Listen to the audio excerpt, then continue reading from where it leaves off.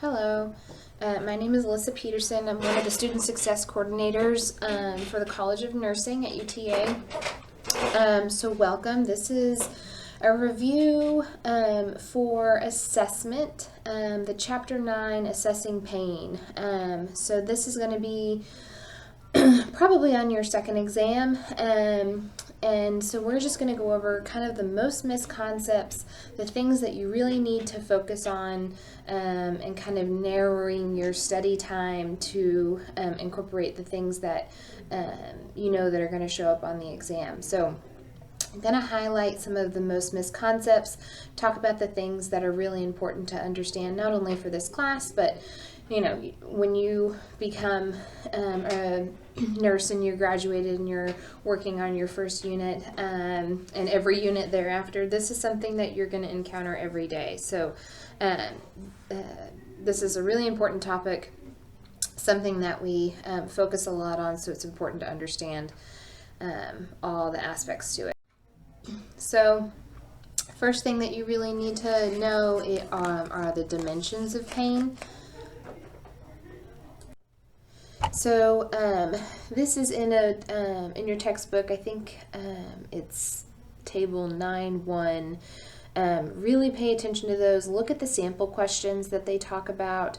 Obviously, the physical dimension of the pain is the effects of the anatomical structures and the psychological functions and the experience of pain. So questions that you would give are what surgeries or other medical procedures have you had in the past? What medical conditions do you have that are causing this pain? What condition brought you to the hospital or the doctor's office for this in the past? So those are the typical type of questions. Sensory, that's going to be your qualitative and quantitative description of the pain. Where is the pain located? What does the pain feel like? How would you rate the pain on a scale of 1 to 10? Those are your sensory dimensions of pain. So pain scale is filed under sensory. Behavioral, those are any sort of verbal or non-verbal cues you're going to pick up on in the interview phase or when you're assessing your patient for pain. So I notice you pull away when I go to palpate your abdomen. Are you experiencing pain? So those are those nonverbal or verbal cues. When they say, ouch, that hurts, that's going to be filed under your behavioral dimensions of pain. The big ones that you really need to know and be able to distinguish between kind of talking about this last half of the list. So sociocultural, cognitive, affect, and spiritual. So spiritual is how they feel, like what is the purpose attributed to this pain. So a lot of times people will think, well, I'm a bad person, I did things in the past, so now I deserve this. That is kind of filed under spiritual. And then cognitive is the thoughts or beliefs or attitude intentions and motivations related to the pain experience, not necessarily why it's happening, but related to the pain experience. So this is, what do you think is causing the pain? What do you think that will relieve it? Those are the types of questions that you're going to ask to understand the cognitive dimension. The psychosocial or sociocultural, everyone and different cultural practices express pain in different ways, and so being sensitive to that and knowing that some are just much more stoic than others, and asking questions like, well, how do you manage your pain at home? What do you do for yourself when you experience this? So know the difference between these, know examples of these, being able to kind of file different questions that you would ask or responses that you would get from the patient under the appropriate dimension of pain. The different pain scales are something that you're going to be able to need to know. And then what type of patient I need to apply this to. So the numeric pain scale is typically the first line of defense. That's what most people are using. But not everybody is able to tell you what their pain is on a scale of 1 to 10, 10 being the worst pain ever, or 0 being no pain at all. And then you kind of have to be able to put pain in a realistic, give them realistic expectations. And then, sometimes the dilemma with like textbook world and then real world, we always tell them to take, you're going to take pain at face value in the textbook world, but you're not going to see that in the hospital all the time. Sometimes you'll see nurses that are having difficult times, relating to their patient's pain or treating it appropriately. So just remember, when you step into the clinical settings, you're not going to see the textbook way to address these pain issues with clients, but whenever you're answering questions, you want to refer to your textbook and use those therapeutic communication type tools. So let's see. The FACES pain scale is another big one that is used in the hospital setting. This is appropriate for children that are ages 3 and up. And so this can be really good because they can point to the face on the scale and tell you how they're feeling without really being able to understand. They can match how they're feeling based on the pictures on the scale. This is not just good for young children, but it's also good for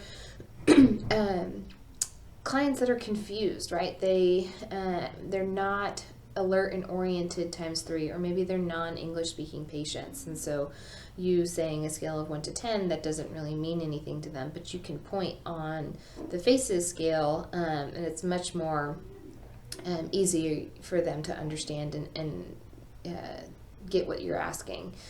So it's not just for 3-year-olds or pediatric patients. It's also going to be for anyone that's having difficulty communicating, whether that's confusion or non-English speaking, etc.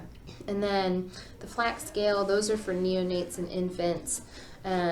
Being able to, obviously they're not going to be able to point a face on the scale or tell you a number.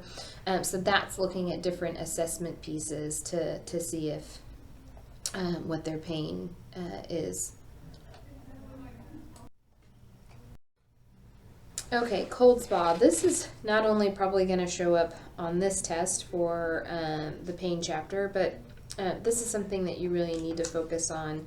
In every chapter you'll have that cold spa box, and so knowing that mnemonic, understanding what each letter stands for. So characteristic, onset, location, duration, severity, pattern, and associated factors / how does it affect the client. So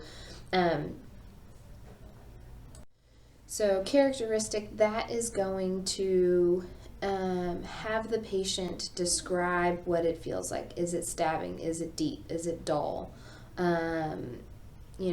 What does it feel like? Give me those characteristics or those symptoms of your pain. And then onset is, when did it begin?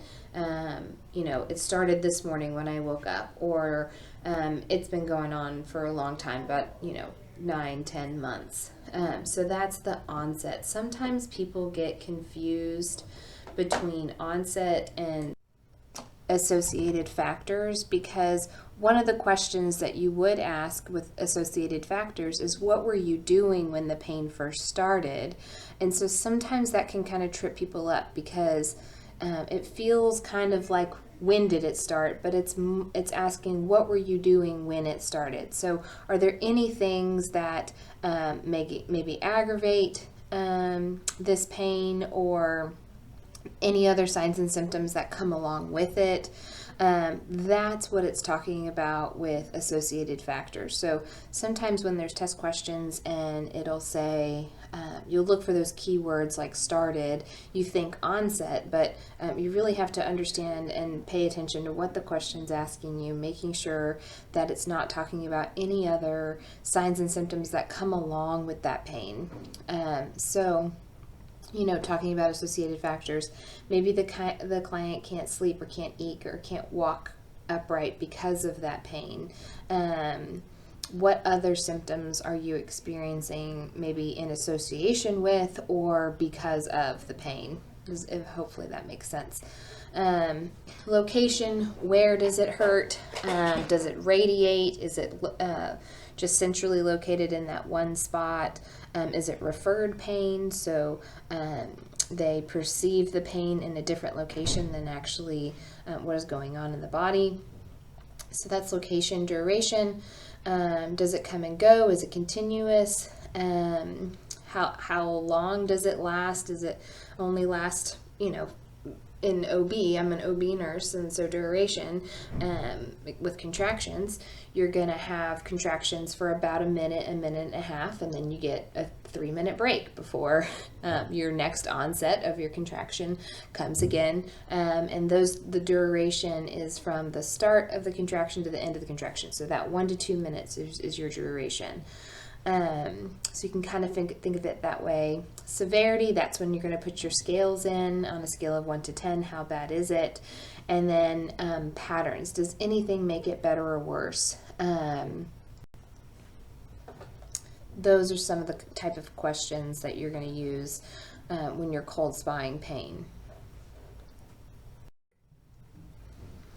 Some of the most missed concepts, talking about the culturally competent nurse. I kind of touched on that just a little bit. This is making sure you're kind of checking yourself and that you're aware of your own cultural maybe biases or family values, and realizing that it's different for other people. And so you have to take what they say their pain is at face value and just treat it. You can't expect people to act across the board the same way when they're responding to pain. And I saw this a ton as a labor and delivery nurse, and especially at a county hospital, because we had lots of different people from different cultures and backgrounds that would come and labor and deliver at that hospital. And so sometimes there were just people that were so quiet, so stoic. I had a woman deliver in the bed because I didn't even realize how far along she was, because she was just so quiet throughout her entire labor. And then you have others that are crawling out of bed and climbing up the bed rails and asking for an epidural when they're not even in labor yet. And so you just have to treat it as it is, and ask more questions to really dive in deeper to understand what they're experiencing, and not put any of your own personal biases attached to that, what they're going through. The hierarchy of pain assessment technique, that's something that you need to look at in your textbook. It's just a small little box, but make sure you pay attention to that.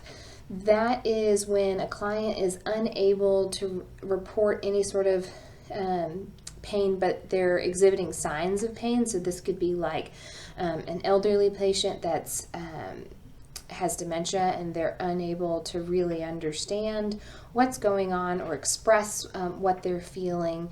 And so instead of just try to go through the pain scale and you're not being able to get an adequate answer or a straight answer, then you're going to kind of put your detective hat on and look for possible causes of the pain that you've observed. So what is it that's happening? She's not explaining to me what she's feeling or why she's feeling it. She can't. So I'm going to kind of put on my detective hat and look and see if there's anything that could be possibly causing her pain. If all of a sudden she's laying in bed and she was totally fine And then, she's just really agitated, really irritated. She's grabbing at her arm. Assess your IV. See if maybe it's infiltrated and it's swelling and causing pain in her arm, and she's just not able to communicate that with you. So the hierarchy of pain assessment technique, basically, it's if they're unable to report it, you kind of have to become a detective and look for the possible causes of pain. And then know the difference between localized pain versus radiated pain, referred pain, phantom pain, when you would experience those. That referred pain, there's a picture in your text. So talking about, like, if you have, like cardiac issues going on and you're experiencing chest pain or heart pain, especially with a heart attack, they might feel that kind of referred down their arm, even though the actual cause of the pain is in the heart. They're going to feel pain all the way down that left side of their arm. And same thing with pancreatitis. They're going to have really sharp, intense pain in their back. And so knowing that that's not where your pancreas is, but that's where they're experiencing that pain. Localized, obviously is what it sounds like. If I stub my big toe's going to hurt. It's only localized to my big toe. Radiates, it starts at the cause and then, or the point of the injury or the pain, but then it also kind of maybe wraps around your body. So a lot of times that'll happen with contractions. It's initially painful, really low in the abdomen where your uterus is, but sometimes it kind of pulls around to the sides and around to the back. So that's that radiating pain. So make sure that you know examples of the difference of those. And then phantom pain, that's like if I've had an amputee and he feels like he's still having pain in that leg that is no longer there, that's that phantom pain. It's the nerves that is causing that pain. So we can do a couple practice questions together. I got most of these questions from the ends of your chapters in your textbook. There's a couple different questions that I added in there as well. So the questions at the end of your chapter are a really great resource to do some practice questions in a low stress environment. That way you're not as stressed when you sit down for the exam, because you've practiced and you've done these questions. Sometimes test taking, especially in nursing, is just a skill, and so if you can practice it, then hopefully you get better at that skill. Just like when you practice putting Foley's in, you get better at it over time. And so let's kind of break down these questions together, how the slides are set up. The first slide is just the question with the answer choices. The second slide is the key words that are highlighted in the stem of the question, so we can really understand what the question is asking, so we can appropriately answer the question. And then the third slide is the correct answer with the rationale. So let's read this question really quickly. What is the main issue that a nurse should consider when choosing a pain assessment tool to collect objective data? Okay, so our answer choices are be useful with a wide range of populations, applicable with many types of pain, include a laundry list of terms to describe the pain, or produce accurate results each time it is used. So let's look at our key words. What is the main issue when choosing a pain assessment tool to collect objective data? So basically, what is the point of using a pain assessment tool? Why do we use that? So what are some answer choices that we can eliminate? So we can eliminate C. We can do that when we're describing pain, but that's not the point of a pain assessment tool. So we can kind of cross out C. Let's see, produce accurate results each time it is used, applicable with many types of pain, or be useful with a wide range of the population. So let's see what the correct answer is. And it's D. So we want it to be reliable and validating. every time we use the pain assessment tool. A is a good answer choice if the question was asking why do we have different options for pain assessment tools. That's a good reason to have the faces, the number, the straightforward pain assessment scale, the flat scale. This is assessing, that's putting the population at priority, but that's not what the question's really asking. It's asking you, why do we use a pain assessment tool at all?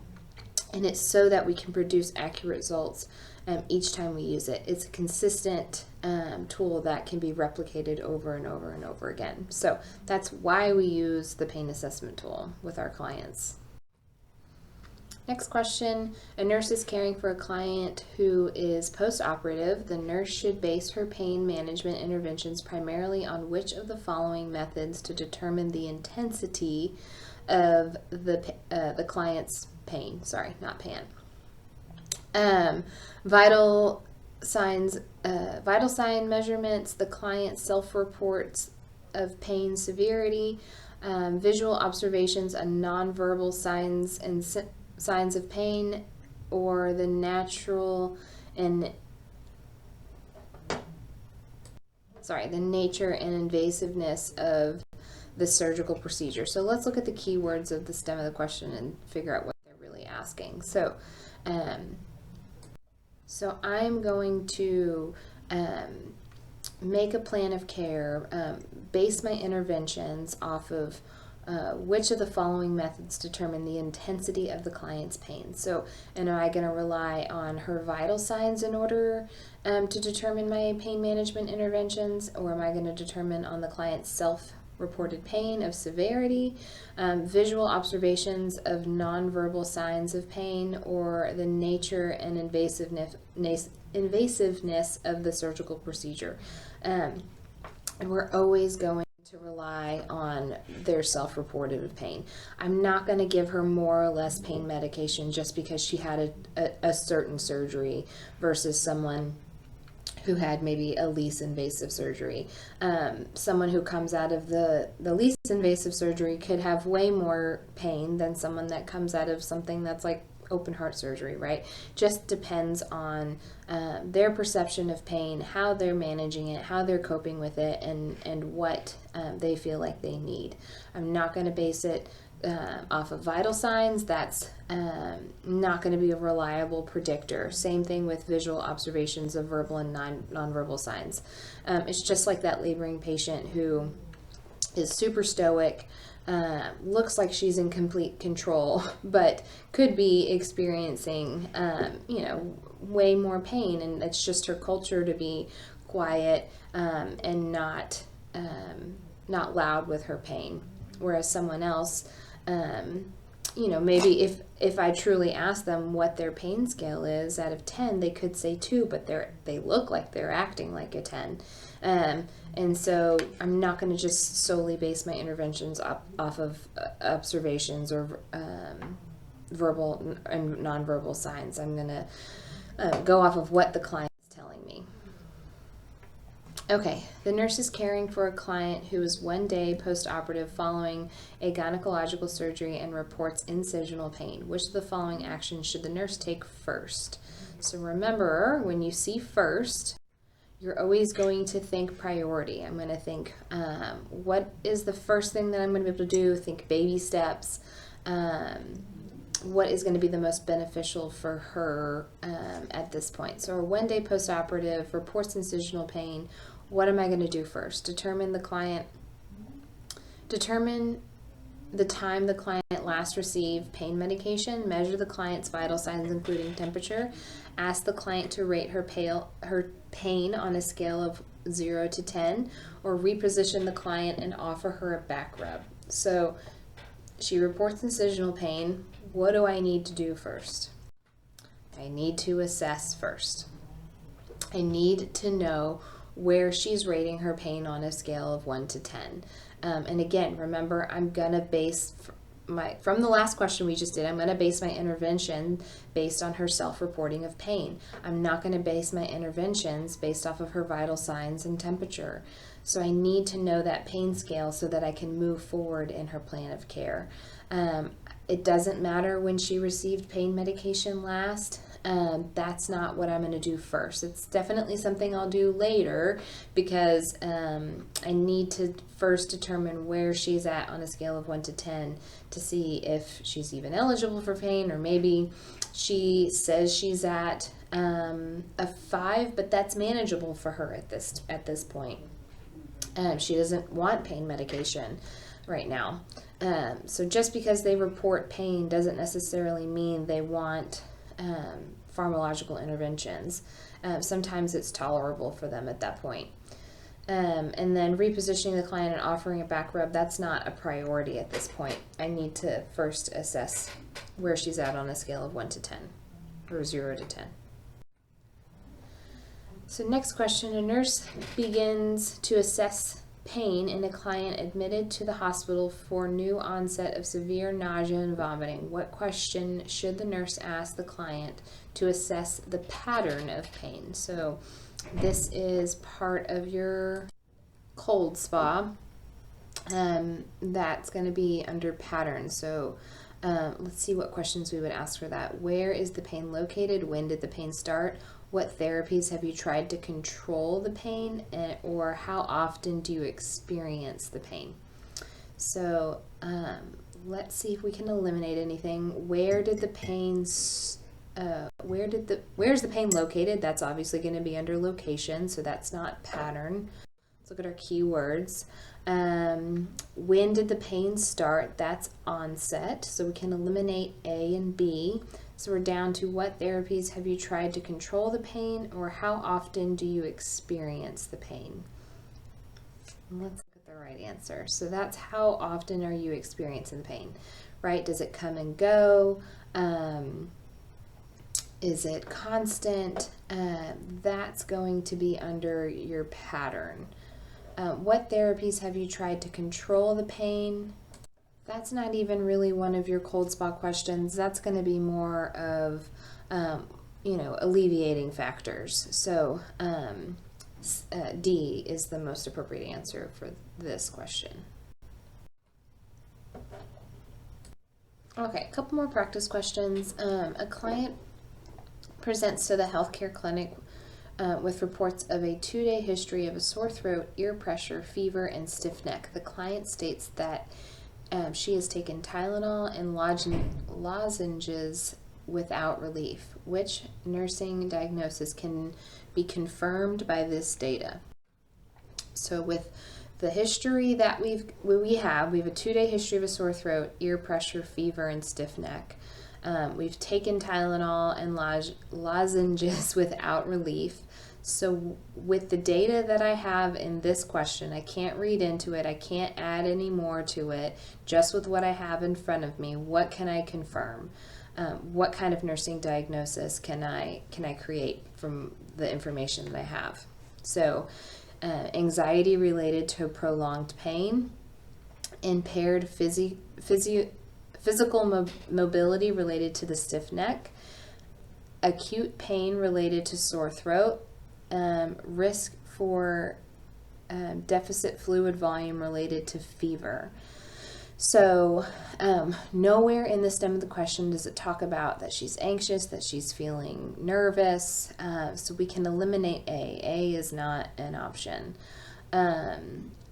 Stiff neck, it does talk about that with a stiff neck, but the client has taken Tylenol and lozenges without relief. So that looks like she's trying to relieve pain, not necessarily a stiff neck. That's reading a little bit too much into the question. So we can eliminate B as well. And then same thing with D. Nowhere does it talk about risk for fluid deficit, or her being dehydrated, or throwing up, or diarrhea, or things like that. So you can't assume that she is fluid deficit. So pain is the only thing that we can confirm with the data that we have in front of her. She is talking about trying to relieve her sore throat and trying to relieve her pain with Tylenol. So that's why that was the best answer choice. So next question, a client complains of aching all over her body. The client's health record indicates that she is otherwise healthy with her baseline vitals within normal limits. The nurse is assessing her for pain. Which of the following objective findings would most tend to indicate pain? Blood pressure of 114/65. Muscle appears relaxed, respiratory rate of 16 breaths per minute, or a heart rate of 110 beats per minute. So which one of these is an abnormal finding and would indicate pain? So that's a normal blood pressure. We want our muscles to appear relaxed. That is a normal respiration rate, but that is not a normal heart rate. Our heart rate should be less than that. So increased heart rate is going to be one of the possible indicators of pain. And this is true, sorry all of my examples are OB, but that's all I know. This is true for women in labor as well. Even with the best epidural in the world, they're numb, they don't feel any pain, they report a 0 out of 10 on a pain scale, even in the middle of a contraction that I can see and feel and look at on the monitor, and I know that they're having. With their pulse ox on the monitor, their heart rate's going to sometimes go from their resting heart rate to 70, 80, and during their contraction it'll jump up to 110, 120, and then come back down after the end of their contraction. So it's just a physiological response to pain to have an increased heart rate. Even if they don't feel that from an epidural and a nerve block, their body is still physiologically responding to that pain because their heart rate is increasing with each contraction, even though they're sitting there talking to you and they look or sleeping. They're even sleeping sometimes. And so know that an increased heart rate is a physiological response to pain, and it can happen even when they're not showing any outward evidence of being in pain. So an elderly farmer has sustained severe injuries from a serious accident involving a combine harvester. At the hospital, he tells the nurse that he thinks the pain he feels now is payback for living a mean and selfish life. The nurse recognizes that this response may by the man may indicate which dimension of pain. So is this a sociocultural dimension, spiritual, affective, or cognitive dimension?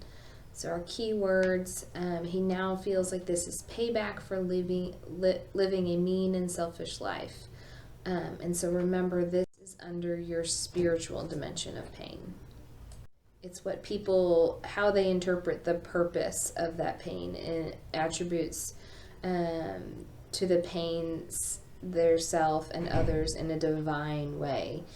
Cognitive dimensions concerns beliefs, attitudes, and intention and motivations related to the pain and its management. Sociocultural dimensions concerns the influences of the patient's social context and cultural backgrounds on the patient's pain experience. And then affective dimension concerns the feelings, sentiments, and emotional relations to the pains experience. So make sure that you have those straight in your head and you're able to give examples and do a couple practice questions on those as well. So I hope this was helpful for you. Please use this as a study guide. Really focus on the things that that will be tested on, and not just know definitions of it, but be able to apply it. That's all that we're testing you on in nursing. It's not just do you know the definition of location for the cold spa, but be able to really give examples of that. Um, like I said, you can always email us or book an appointment with us with the Student Success on your Student Success website. We'll review your tests after your exams. We're doing a lot of group reviews now, so if you look out for your email, you'll see a doodle poll that will do group reviews of the top 10 missed questions on your exams. But if you feel like you need a little bit more one-on-one, you're welcome to book an appointment with us as well, and we'll go over a little bit more individual stuff and talk about test-taking strategies, study strategies, and help you with anything else that you need. Please let us know if we can help you, and have a good day.